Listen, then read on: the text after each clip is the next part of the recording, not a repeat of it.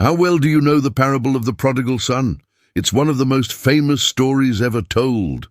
But what if I told you most people miss the point entirely? What if I told you it's not about religion, but rather about something far more mysterious? 2,000 years ago, a carpenter known as Jesus from Nazareth told a story that would echo through eternity. But this wasn't just any story. It was a parable that would reveal the deepest secrets of the human heart. A father, two sons, and a choice that would tear a family apart. In today's video, we're going to peel back the layers of this timeless tale. We'll explore the shocking truth behind each character and uncover the deeper meaning Jesus intended to convey. But what if I told you this story holds three hidden mysteries that most people never discover? Jesus said, "A certain man had two sons. The younger of them said to his father, 'Father, give me my share of your property.' So he divided his livelihood between them. Not many days after, the younger son gathered all of this together and traveled into a far country. There he wasted his property with riotous living." Luke chapter 15, verse 11, 12 and 13. The first mystery. Why did the younger son really leave? The text says he asked for his inheritance early. But in that culture, this was tantamount to wishing his father dead. What darkness drove him to such desperation? When we look at the original language, we find the word asked was actually an imperative, meaning the father was commanded to give. The younger son wasn't asking for permission to leave. He was demanding his freedom. But here's what's chilling. The original Greek word for far country suggests not just physical distance, but spiritual exile. He wasn't just leaving home. He was fleeing from his very identity. You see, this son knew that by taking his inheritance, he was breaking one of the most important rules of their society. Sons weren't supposed to disown their fathers. It was a disgrace, a dishonor that would bring shame upon the entire family. So why would he risk it all? Was it just teenage rebellion or something much darker? Perhaps there was a secret pain in his past, a wound so deep it drove him to seek fortune elsewhere. Maybe he felt his father's love wasn't enough, his protection not strong enough. Who knows? All we can say is that something inside this young man shattered, sending him on a journey away from everything he'd ever known. And yet his father, despite his heart breaking into 1,000 pieces, didn't stop him.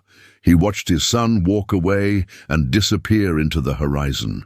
He waited for the dust to settle, and then he did something extraordinary. He watched day after day, hoping and praying that his son would come back, even though he knew it might take years. Because a father's love isn't bound by time or circumstance. It waits, it hopes, it endures, believing that someday the prodigal son will return. The second mystery lies in what happened next. Riotous living. But what does that really mean?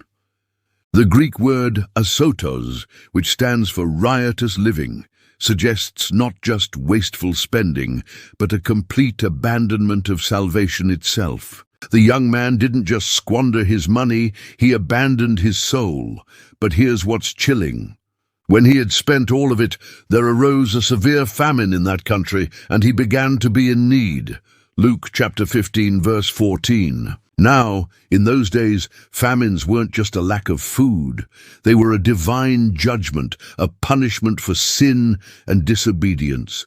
Could this young man be facing the consequences of his actions? Was God intervening to bring him back to his senses before it was too late? Lost and alone, the starving young man found himself in a pigsty. He couldn't believe his eyes. A Jew eating pork, it was unthinkable. But in his desperation, he wanted what the pigs ate, but no one gave it to him. He had reached the absolute bottom of human degradation. He was covered in filth, surrounded by animals, and even the thought of eating their food disgusted him. Yet there he was, reduced to nothing, stripped of his dignity, and fighting for survival.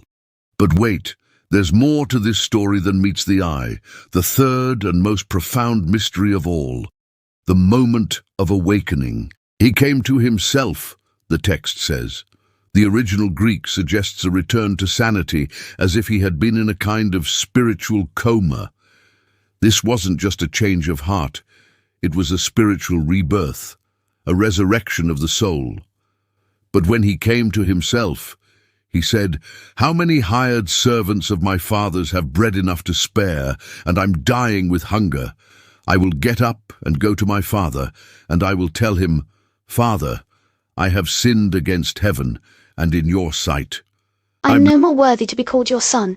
Make me as one of your hired servants.'" Luke chapter 15, verse 19. I'm no more worthy to be called your son. Make me as one of your hired servants. Luke chapter 15, verse 19. Then he set out and went to his father. He walked for days, the sun beating down on his back, his feet dusty and aching, but with each step, his resolve grew stronger. When he was far off, he could see the faint smoke rising from his father's house, a beacon of hope in the distance. With newfound determination, he picked up his pace, eager to reach his destination and confess his sins. As he drew closer, he could hear the sounds of life, the laughter of children, the murmur of voices. Each sound filled him with anticipation and a sense of homecoming. What he didn't know was that every day his father had been watching the horizon, every single day. The father saw him while he was still a long way off. How did he recognize him from such a distance unless he had been looking, hoping, waiting? The son was still a long way off when his father spotted him. At that moment, the father's heart skipped a beat. Was it really him, after all these years? Without a moment's hesitation, he dropped everything he was doing and rushed towards the distant figure. As he ran, his heart pounded in his chest, a mix of apprehension and excitement coursing through his veins. But then he saw it was truly his son, and his heart swelled with emotion. He couldn't contain his joy. He ran faster, eager to embrace his son and shower him with love. As they embraced, the father felt a wave of emotions wash over him: relief, joy, gratitude, forgiveness. In that moment, nothing else mattered except for the fact that his son was home. He held onto him tightly, whispering words of endearment and assuring his son of his unconditional love. The son began his rehearsed speech. "Father, I have sinned against heaven and in your sight. I am no longer worthy to be called your son. Make me as one of your hired servants."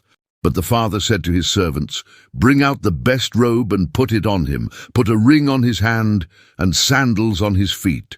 Bring the best fattened calf, kill it, and let us eat and celebrate. For this my son was dead and is alive again. He was lost and is found." Then they began to celebrate. Luke chapter 15, verse 22, 23, and 24. Why? Why did the father cut him off? Why wouldn't he let him finish his sentence? You see, the son expected to be cast out, to be treated as a servant.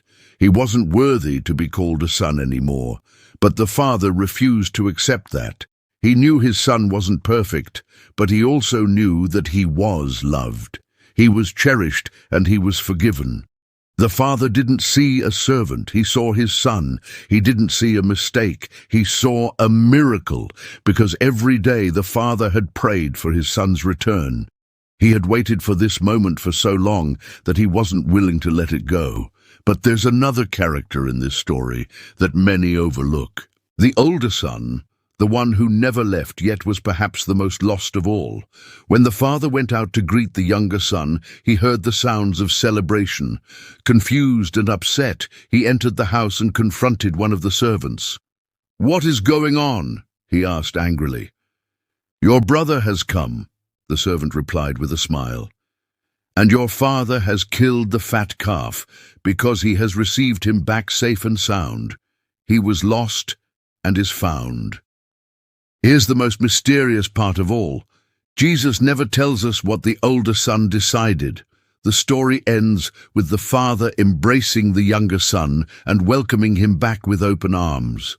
The older son stands there, torn between anger and resentment, contemplating whether to join the celebration or continue to dwell in bitterness.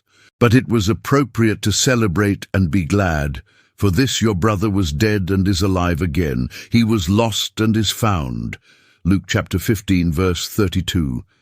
Why would Jesus leave us hanging? Why doesn't the story tell us what the older son decided? The answer, my friend, lies within you. The story isn't finished. It's still being written. In boardrooms and backrooms, in churches and on street corners, the choice remains. Will you enter the celebration of grace, or will you stand outside, bitter in your self-righteousness? 3 characters, 3 choices, 3 eternal destinies. The son who left and returned, the son who stayed but was lost, and the father whose love never failed. But there's a 4th character we haven't mentioned, the one hearing the story, the one Jesus was really talking to, you. So which son are you? The one who wandered far from home, the one who never left but whose heart grew cold, or perhaps the one still deciding? The Father is still watching the horizon, the door is still open, the choice is still yours. Thank you for watching. Subscribe for more videos. Your support is highly valued.